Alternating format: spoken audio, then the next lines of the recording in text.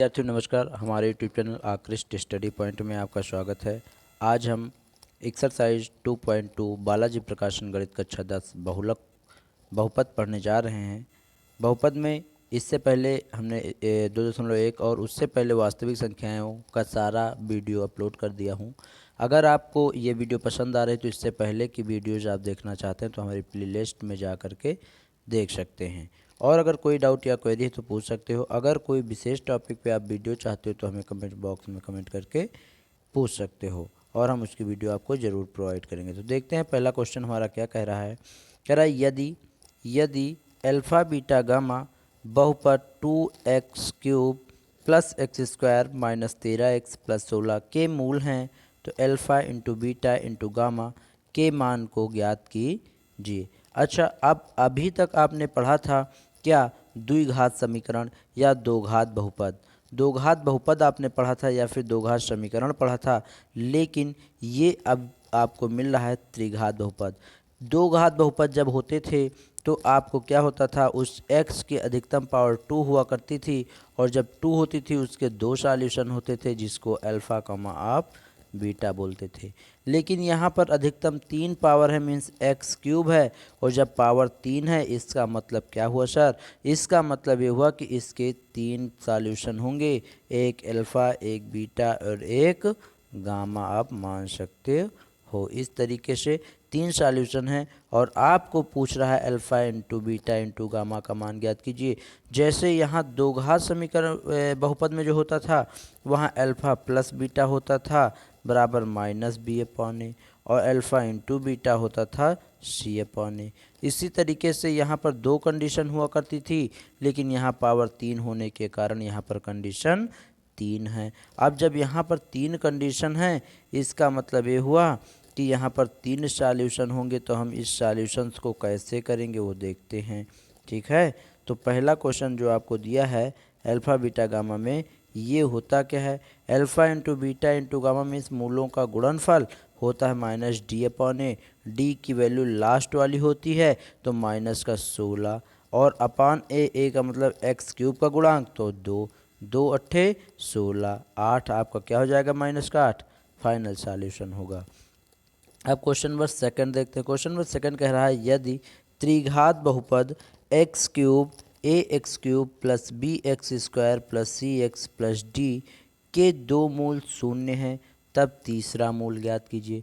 जब दो मूल शून्य है तीसरा मूल ज्ञात करना है तो अगर आप चाहो कि मूलों का गुणनफल बराबर माइनस d/a वाला फार्मूला लगाएं तो आप नहीं लगा सकते। क्यों?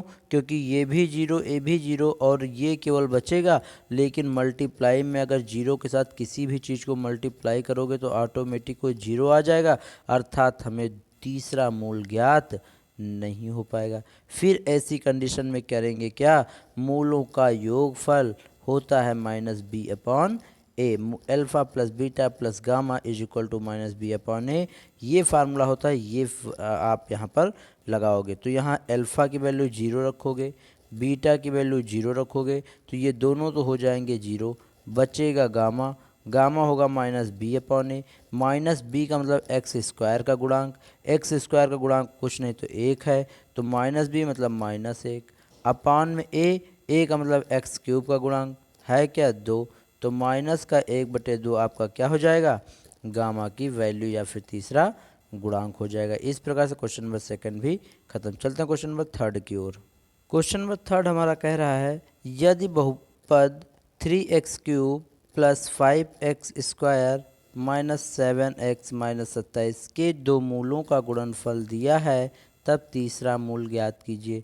जब दो मूलों का गुणनफल दिया है तो alpha into beta into gamma is equal to minus d/a होता है। अल्फ़ा इंटू बीटा की वैल्यू आपको दे रखा है 3 तो ये रख दिया, into gamma as it is उतार लिया, is equal to minus d/a। तो माइनस d का मतलब लास्ट वाली वैल्यू तो माइनस का 27 है और अपान a का मान 3 है तो ये 3 9 27, ये 9 बनेगा चूँकि माइनस माइनस प्लस हो जाएगा और ये 9 इस 3 से पुनः कटेगा तो 3 त्रिका 9, इसका मतलब ये गामा की जो वैल्यू आएगी वो कितनी हो जाएगी भैया 3। यही आपका फाइनल सॉल्यूशन। अब क्वेश्चन नंबर 4 की ओर चलते हैं। क्वेश्चन नंबर 4 हमारा कह रहा है यदि बहुपद 2x³ minus x square minus 5x minus 2 के दो मूल -1, 2 हैं तब तीसरा मूल ज्ञात कीजिए। जब तीसरे मूल की बात करें, दो हमें दिए हों तो हमेशा ध्यान रखना मूलों का योगफल -b/a वाला ही फार्मूला लगाएंगे। तो मूलों का योग means alpha plus beta plus gamma बराबर -b/a होता है। तो ये अल्फ़ा दिया है -1, बीटा दिया है +2 और प्लस का गामा ऐसे उतार लिए बराबर -b/a।